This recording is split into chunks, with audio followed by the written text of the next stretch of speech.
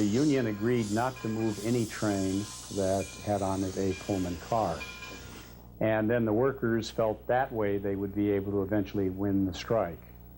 The Pullman cars were, of course, used by the wealthier citizens, upper middle class and wealthy, and it would not affect the delivery of food or the mail.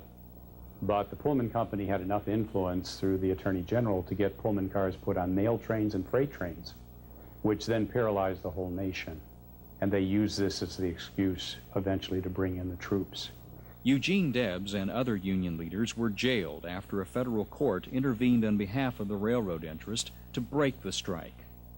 Union efforts had helped keep Pullman peaceful, but the presence of 12,000 Army troops seemed to incite crowds to violence in other parts of Chicago, where at least a dozen people died in confrontations. The strikers were no match for the troops, and the Pullman strike ended on July 18, 1894. The failure of the Pullman strike slowed the course of industrial unionism until the Great Depression of the 1930s. The economy was in ruins after the stock market collapsed in 1929. Banks and factories closed. Millions lost their jobs and their life savings. Desperate for change, voters elected Franklin Delano Roosevelt as president in 1932. With labor's support, Roosevelt launched a massive program of social and economic reform called the New Deal. Franklin D. Roosevelt, as an individual, was relatively sympathetic with the aims of working people. And that's part of the explanation for why you get this burst of reform in the 1930s. But I think the major reason has more to do with workers themselves. I think that the administration, the New Deal administration of Roosevelt, first of all, owed a lot of its political support to the labor movement. The labor movement got out, organized people to vote, got them to the polls, and publicized the issues of reform for which Roosevelt stood. Labor used this newfound power to help win passage of the Wagner Act in 1935. The Wagner Act guaranteed the collective bargaining rights of workers and established the National Labor Relations Board to oversee union elections and deal with labor law violations. From the auto workers of Detroit to the packing house workers of Chicago, a wave of industrial unionization swept the country. I became a volunteer organizer in the plant and went around surreptitiously passing out leaflets in locker rooms and all things like that. I used to carry my leaflets in my boot. It took us 3 or 4 years to organize this big plant in Chicago. There were like 6,500 employees there.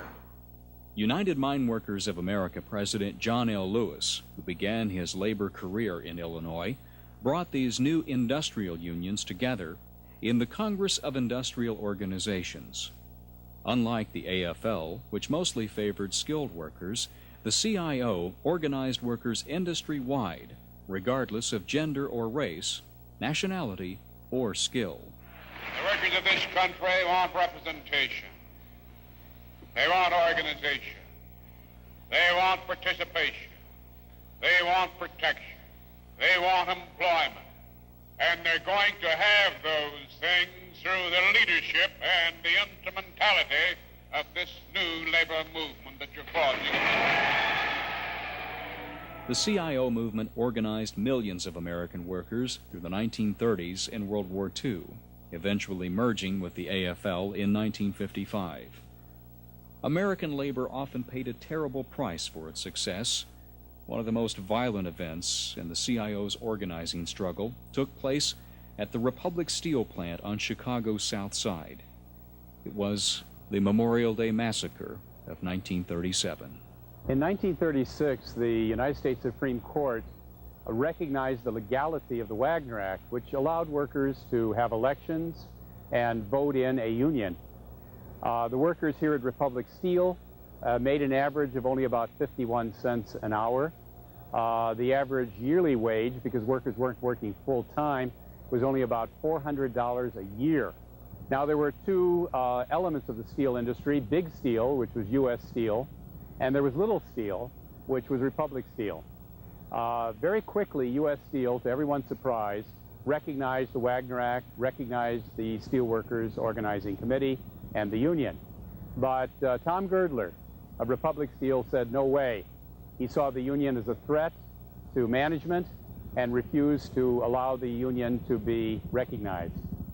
The company prepared for the strike that started on May 26th by turning the plant into an armed camp. It was guarded by members of the Chicago Police Department. Scattered incidents were reported around the plant, but the rally on Memorial Day began peacefully. A group of about 1,500 workers and union sympathizers, including many women and children, walked across this field toward the plant to establish a mass picket line. They were confronted there by hundreds of heavily armed police. As we walked along, and all of a sudden, we heard shots, and we really were not sure if this was serious or not serious. And pretty soon the fire kept going, and then there was an element of panic. And after the shooting stopped,